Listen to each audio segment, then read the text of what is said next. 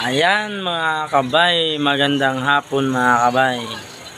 Ayan, congratulations sa ating lahat kasi umabot na tayo ng 1,000 subscriber mga kabay. Nagsisimula na to mga kabay. Ito, ayan na. Thank you sa lahat na nagsasubscribe, nanood sa mga videos namin, sa mga latest videos. Ayan mga kabay, thank you talaga sa lahat. God bless all. Si God nang bahala sa inyo magbalik. Thank you. Kasi nasisimula na natin. Ito na yung pasimula na simula sa lahat. Ayan.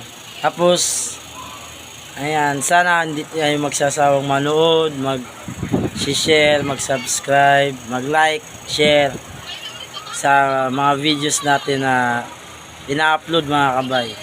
Ayan. Thank you po sa lahat na sumuporta sa amin. Kahit hindi namin kakilala, hindi kami kaano-ano, kahit sino. Thank you talaga mga kabay. God bless all mga kabay. Ito si Manang. Ano masasabi mo? Thank you sa mga nag-subscribe. Yun ba? Ayan mga kabay, susunod namin videos, ito yung pinaka the best talaga. Sana mapuntahan namin yung ano yung puntahan natin? Mapuntahan natin? Paris Diwata. Diwata Paris puntahan natin kasi umabot na tayo ng 1,000 subscriber. Pupuntahan natin yung Diwata. Tapos mga next day yun, magsisimula na tayo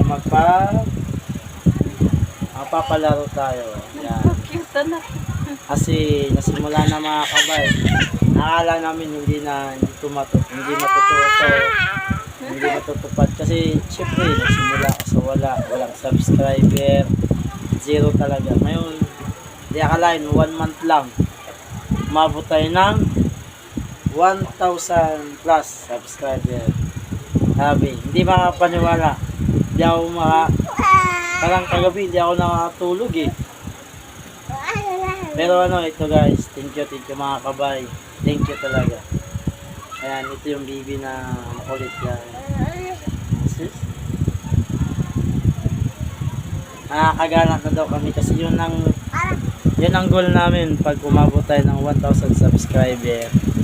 Punta ng Diwata Paris. Yan. Goal, successful naman yung goal natin mga kabay. Thank you sa lahat. Thank you.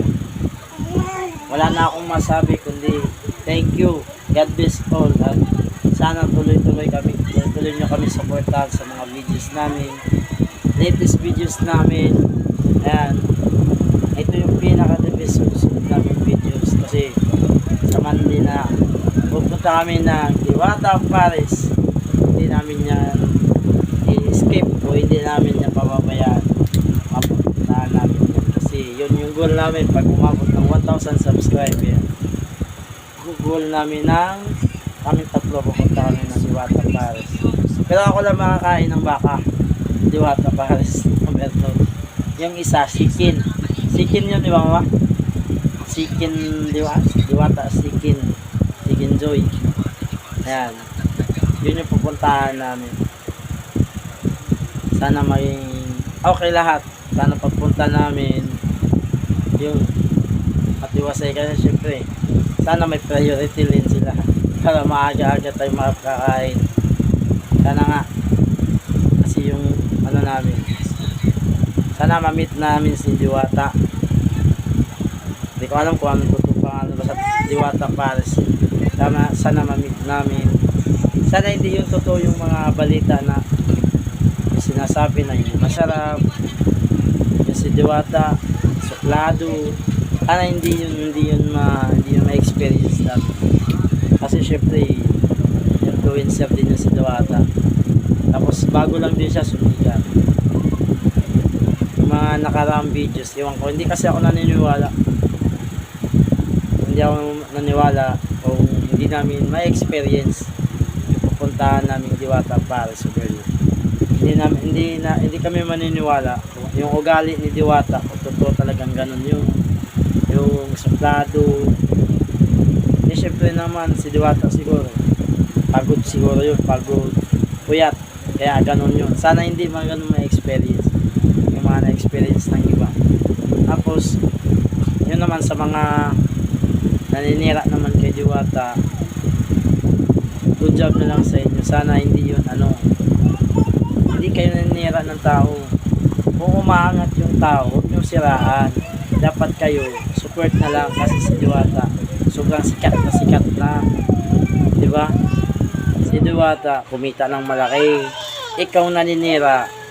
Ang tanong ko, kung ikaw naninira, kumita ka ba ng malaki dahil sa paninira mo, di ba? Kaya sa mga basher ni Diwata, good luck sa inyo. Dapat kung nang bash man kayo, ibabash mo sarili mo muna bago si Diwata. Kasi si Diwata, alam naman natin yung pinagdaanan ni Diwata, diba? Una, nabalita siya nung nabugbog siya, ganun. Tapos umangat siya ngayon, tapos sisirain nyo ngayon. Nung nabugbog siya, hindi nyo siniraan. Ngayong umangat si Diwata, siniraan mo na, diba? Sa mga kapwa ko content creator, dapat isipin nyo muna bago kayo naninira. Kung hindi ka nasarapan sa Diwata Overload, huwag ka nang kumain. Diba? Isauli mo. Hindi yung naubos mo pa ata eh. Diba? Nag-extra sa boka pa nga eh. Extra rice eh. Tapos pag uwi mo, maninira ka, pagod ka, ang tagal-tagal namin nagpila. Alam mo naman eh, sikat eh.